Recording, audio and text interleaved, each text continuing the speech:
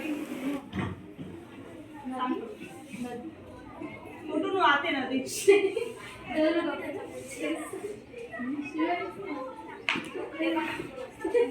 माहिती का नदी कशी असते? आपण नदी किंवा पाण्याचा ओढा प्रवाह बघत असतो, बरोबर? तो कसा नेहमी वाहत असतो.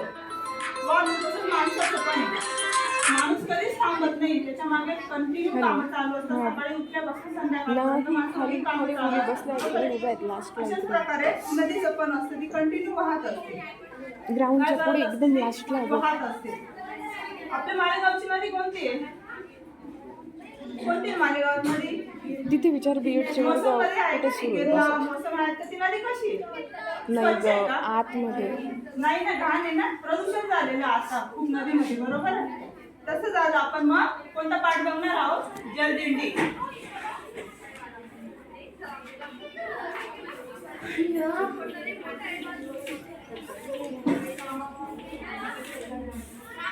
कोणता पाठ आहे? जलदिंडी. मराठी लेखक कोण आहे?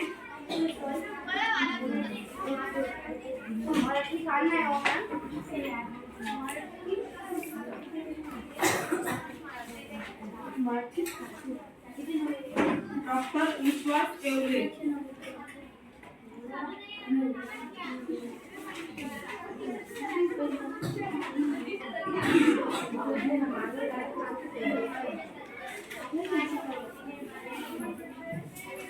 लेखक कोण आहे तर डॉक्टर विश्वास येवले. चला तर मग आपण थोडक्यात लेखकांचा परिचय करून घेऊ. डॉक्टर विश्वास येवले प्रसिद्ध लेखक, स्त्रीरोगतज्ञ व पर्यावरण अभ्यासक होते. त्यांची नावडी योगाची, योगार्थू, उपवास, सूर्यनमस्कार, द बिग मदर, थोरली आई, मैत्री करू नद्यांशी इत्यादी पुस्तकं प्रसिद्ध आहेत. त्यांनी जलदिंडीचा अभिनव कल्पना साकारली आहे.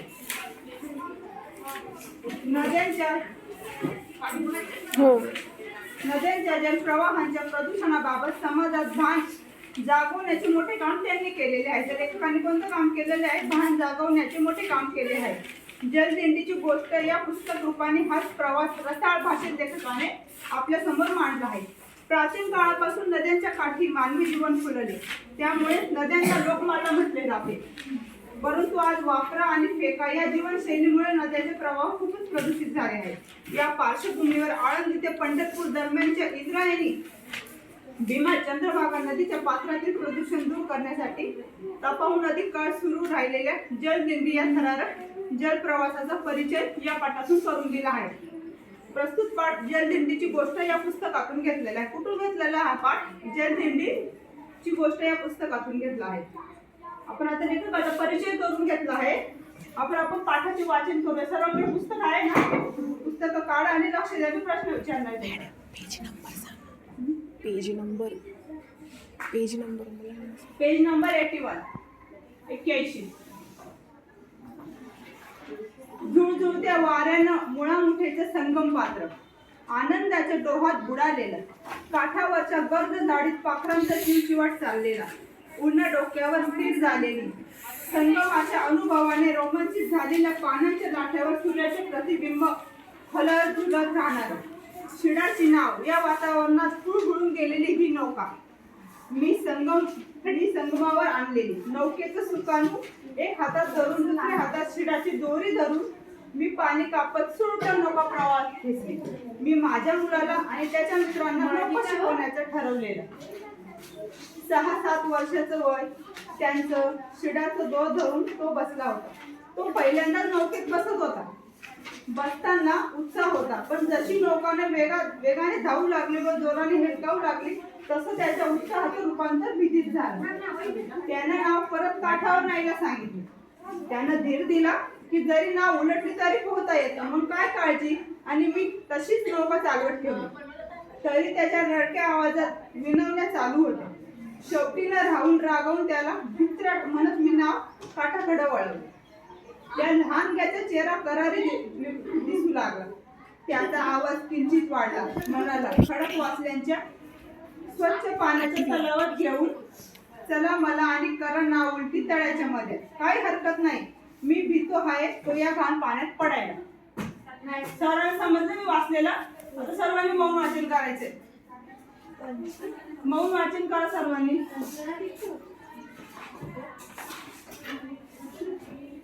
मी प्रश्न विचारणार आहे, मौन वाचन करायचं.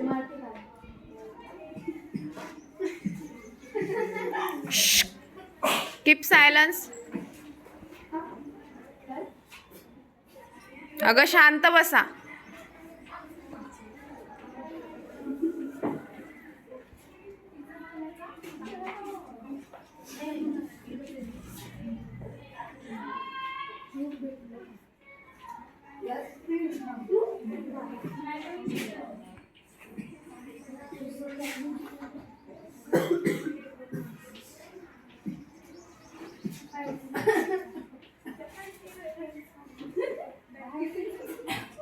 शांत बसा सर्वांनी.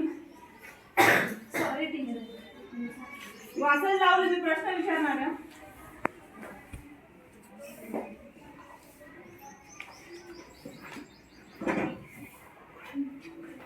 झाले का सर्वांचं वाचून? झालंय का? चला तर मग जल प्रदूषण म्हणजे काय माहिती का कोणाला? जल प्रदूषण काय असतं? जल प्रदूषण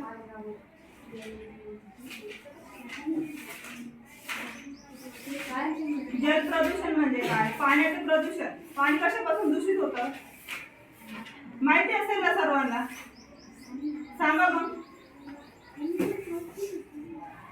नदींमध्ये आपण आता लोक काय करतात, घाण वगैरे कचरा वगैरे टाकायला लागले, त्याच्याने जल प्रदूषण होतं का नाही? घाण टाकलेली कचरा टाकतात, मग त्याला काय म्हणतात? जल प्रदूषण म्हणतात. चला आपण पाठांचं स्पष्टीकरण बघूया थोडक्यात. जुळजुळत्या वाऱ्यांना मुळामुठेचं संगम पात्र. मुळामुठेचं संगम पात्र म्हणजे काय? नद्यांचा समूह.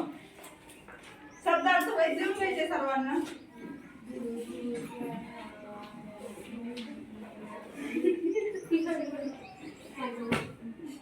Sorry teacher.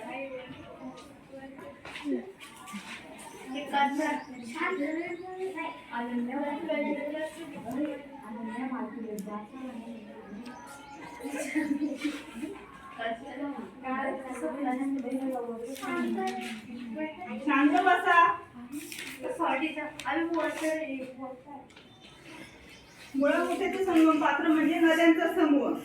जुळजुळत्या वाऱ्यानं मुळामुठ्याचे संगम पात्र आनंदाच्या डोहात बुडालेलं.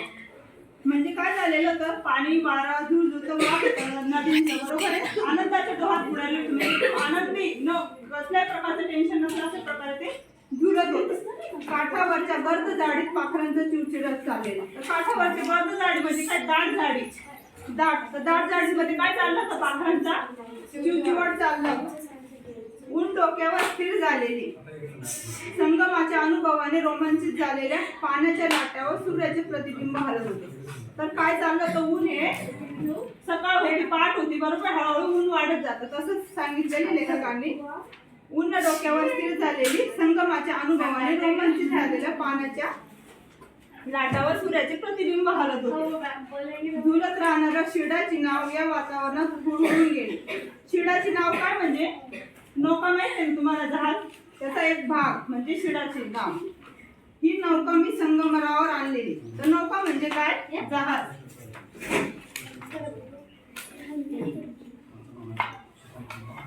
शब्दार्थ सर्वांनी माहिती लिहायचे. जहाज किंवा नाव. मी माझ्या मुलाला आणि त्यांच्या मित्रांना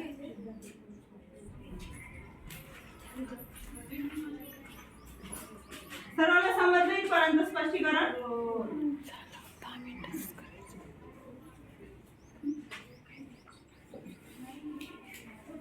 नदीवर तरंगणाऱ्या वनस्पतीला काय म्हणतात माहिती का?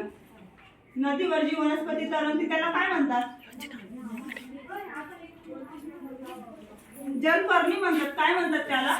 नदीवर जी वनस्पती असतात तुम्ही पाहतात ना, मोसम नदीवर वरती काहीतरी गवतासारखं आलेलं आहे, त्याला काय म्हणतात? जलपर्णी म्हणतात.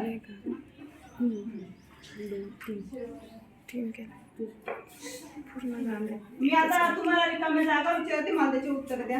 काठावरच्या गर्द झाडीत टिंब टिंब चिवचिवाट चालला होता. कोणाचा चिवचिवाट चालला होता? आखराचा चिवचिवाट चालला तर जे पाणी करंगळीने स्पर्शू नये इतकं काय झालं, टिंब झालं होतं. काय झालं होतं, जे पाणी करंगळीने स्पर्शू नये इतकं दूषित झालेलं होतं. काय झालेलं होतं, दूषित झालेलं होतं. मी तुम्हाला स्वाध्याय देते, सर्वांनी करून आणायचं आहे.